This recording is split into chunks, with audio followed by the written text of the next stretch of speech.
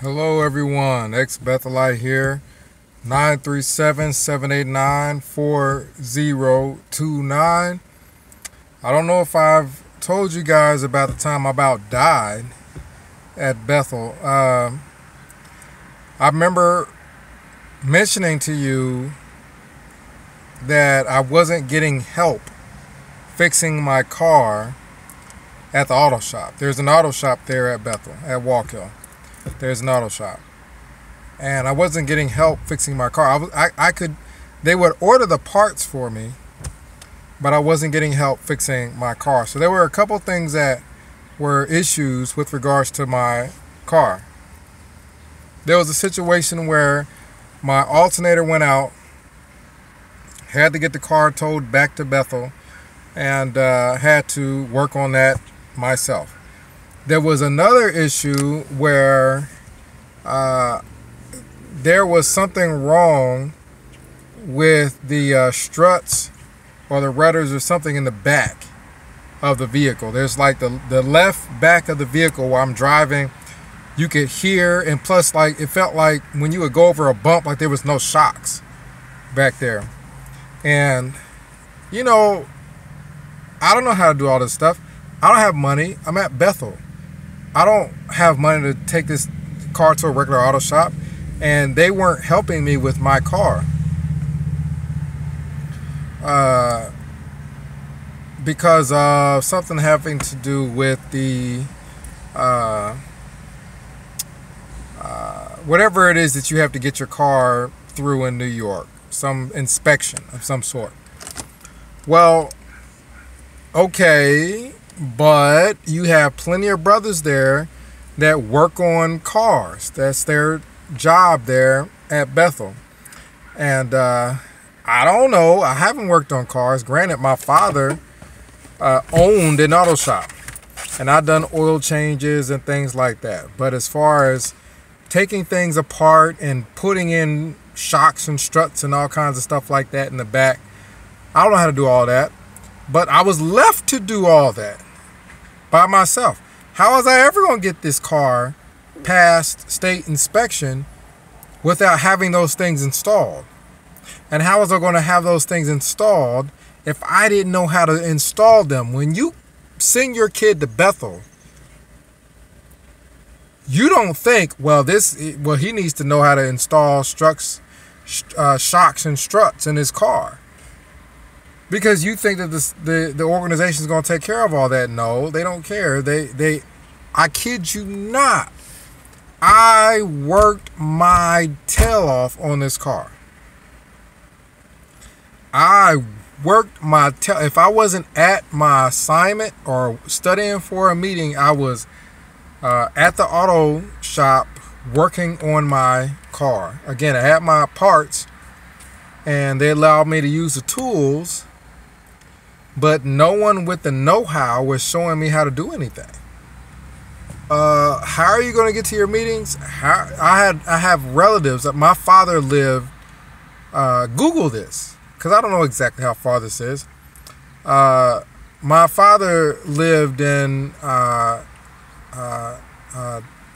Trenton, New Jersey. So Google that from Walk Hill, 800 Red Mills Road, Walk Hill, New York. Google that.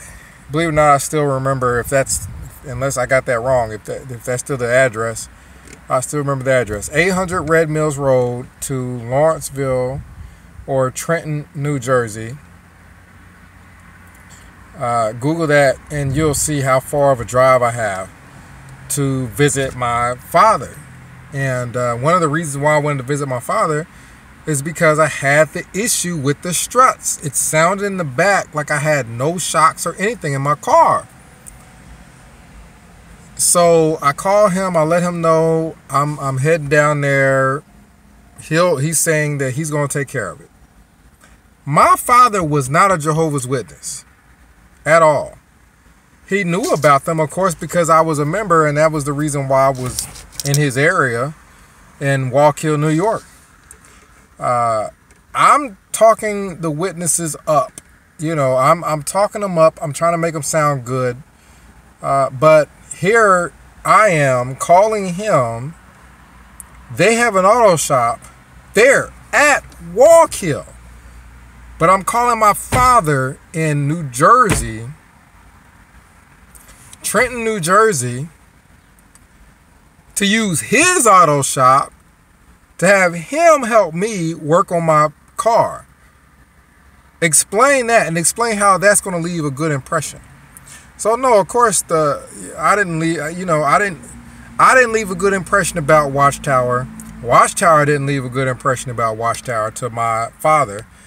You could forget him joining, even though that was my goal at the time. I believed in it, so I'm trying to get my father to join the religion, and I couldn't because of things like that. So of course I drive. I'm thinking it's 4 hours. You guys can Google it. Google 800 Red Mills Road, Wallkill, New York, to Trenton, New Jersey. I don't remember exactly the address of the auto shop there. But I drove clear from there, from Bethel, to my father's auto shop. And keep in mind, I spent hours working on my car, and I'm not a mechanic. And I spent hours working on my car. Well, I get down to New Jersey, and a good friend that had worked for my father for many, many years, his name is Dan. He worked for him for years since I was little. He'd been working with my father, or for my father, in his auto shops. Well, I'm sitting in the lobby area, and my father's got Dan looking at my car. Well, Dan's in the back looking into my car, and he calls my dad. And I kid you not, these were the words coming out of his mouth. He said, "Is there somebody trying to kill your son?" When he said that, I got up from my seat and I walked. This is my father's auto shop, so I've got access to everything. So I got up from my seat and I walked from where people normally sit when they got their car, they're getting their cars worked on, to the main area where people are working on the car. There's a fire truck driving by. You guys may hear that, maybe not. But he literally, flat out, he didn't. Now, Dan does not know that I had been tinkering with this car trying to get it figured out for hours. I had tools, I had everything, but nobody that knew how was going to show me anything. He did not know that I had been tinkering with my car for who knows how long before I finally called my father and say, "Hey, I need help." He didn't know that. All he knew was what he saw when he looked at my car to work on it. Things,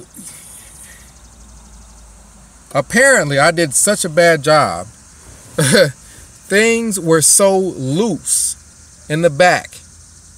I had loosened things up to the point, and not tightened them back up. I had loosened things up to the point where when Dan looked at it, an actual auto mechanic looked at the back of this car, where the wheels and everything that's pretty important were attached to it. He looked at it and he thought somebody and purposely loosened things up to the point where they were trying to kill me. So he said, "Is there somebody trying to kill your son? Is there something going on that I need to know about? Like, look at this." So my father goes back and looks at it, and he calls me back there, and he says, "Who did this?" And I told him the truth. I told him that I did it. I was left. Who else was going to work at my car? They got an auto shop, but who else was going to work on the car? They got mechanics in there, but none of them was going to help me. They didn't have to technically work on it, but they could have at least given me some instruction or helped me a little bit. But they weren't going to because they didn't care. So my father is looking at my car and he just threw his hands up. And he said, "Mark, And I don't know what he was going to say after that, but he just stopped and he walked away. Because the car was in that bad a shape that I'm driving something I could have died in. Is how bad a shape it was in. Keep in mind, I drove this car. I shouldn't have been driving it at all. It was how bad it was by the time I got done loosening stuff and tinkering with it and trying to figure crap out. You know, cars that you drive aren't something that you just loosen stuff up and, you know, mess with and take stuff apart and then drive it. You can die that way. That's the situation Bethel put me in. So, you know, they fixed the car. They got everything the way it should be. But it was in such bad shape that one of the mechanics thought someone was trying to kill me. That's how bad of a job I did by myself, not knowing what the world I was doing, working with my car. Bethel needs to change that before somebody gets hurt.